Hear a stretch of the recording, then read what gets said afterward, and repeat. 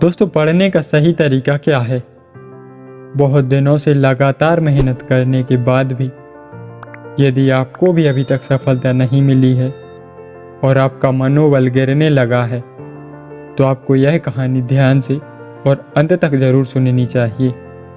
आपको इस कहानी से बहुत कुछ सीखने को मिलेगा। तो चलिए कहानी को शुरू करते हैं। ध्यान से सुनिएगा। ये कहानी प्राचीन भारत की है।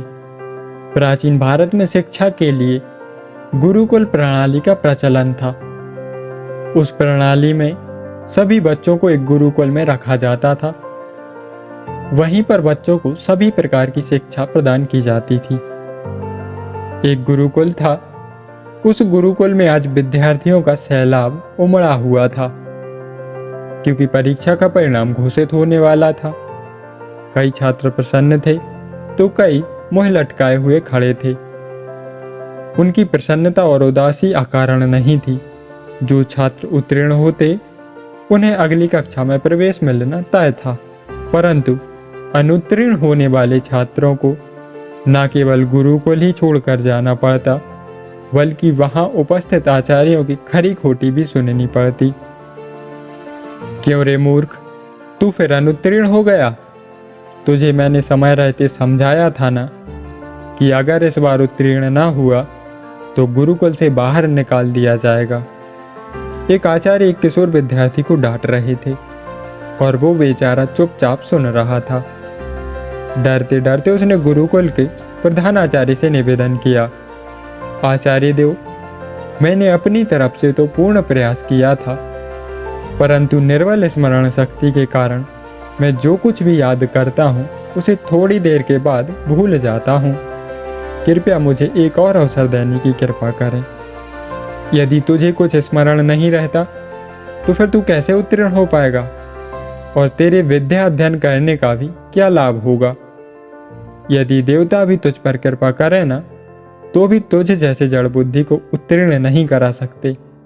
आचार्य ने अपने इन दिव्य शब्दों के साथ उस विद्यार्थी की खूब बुराई की और उस पर चिल्लाते हुए उसे गुरुकुल से बाहर निकल जाने के लिए कहा।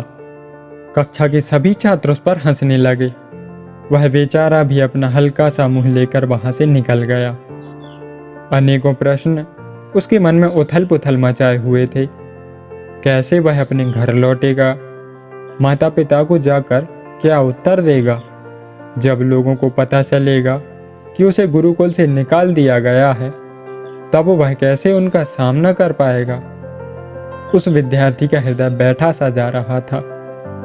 आखिर उसने अपनी तरफ से तो पूरी कोशिश की थी ना, रात भर बैठकर पढ़ाई की थी, लेकिन यदि फिर भी उत्तीर्ण ना हो सका तो वह क्या कर सकता था? वह विद्यार्थी अपने गांव के पास आ चुका था, पर क्योंकि धूप बहुत तेज हो चली थी, इसलिए उसने थोड़ा विश्राम करने का निश्चय किया।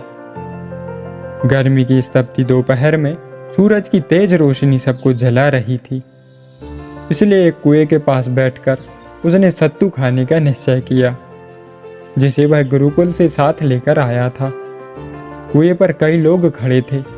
प्यास के मारे सब बेहाल थे, इसलिए बार बार बाल्टी कुएं में डालते और सीधा जल निकालकर पी लेते। रस्सी के बार बार रगड़ने से कुएं के किनारे पर लगे पत्थर पर निशान बन गए थे।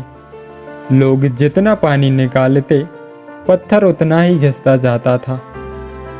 वह विद्यार्थी चुपचाप यह सब देख रहा था। अचानक ही उसके मन में एक विचार आया। वह सोचने लगा, यदि केवल एक जूट की बनी रस्सी से कठोर पत्थर भी घिस सकता है, तो यदि मैं परिश्रम करूं तो क्या मैं सफल नहीं हो सकता? आखिर दिमाग पत्थर से ज्यादा कठोर तो नहीं होगा। विद्यार्थी के मन में आशा की एक छोटी सी ज्योति जगमगा उठी थी। वह उठ खड़ा हुआ और तुरंत ही उसने निश्चय किया कि वह वापस गुरुकुल लौट जाएगा और फिर से अपना अध्ययन प्रारंभ करेगा। वह घर के समीप पहुंच गया था, पर वह घर ना जाकर वापस अपने गुरुकुल लौट गया। उसके साथी उसे वापस गुरुकुल में देखकर आश्चर्यचकित थे। उसकी बात सुनकर आचार्य ने पहले तो उसकी खूब बुराई की, उसे खूब डांटा। पर फिर भी उसकी बहुत अनुनय विनय और प्रार्थना करने पर उसे गुरुकुल में दोबारा प्रवेश दे दिया। इस बार उस विद्यार्थी ने अध्ययन में दिन रात एक कर दिए।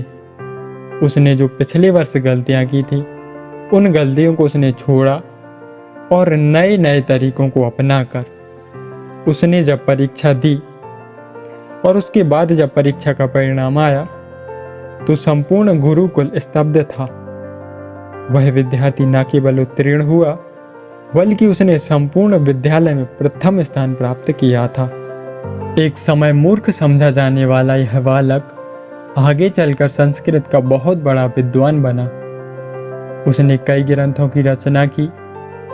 छात्रों को उसका शिष्य बनना गौरव की बात थी। दोस्तों, सफल लोगों में कोई अलग से शक्तियां नहीं होती।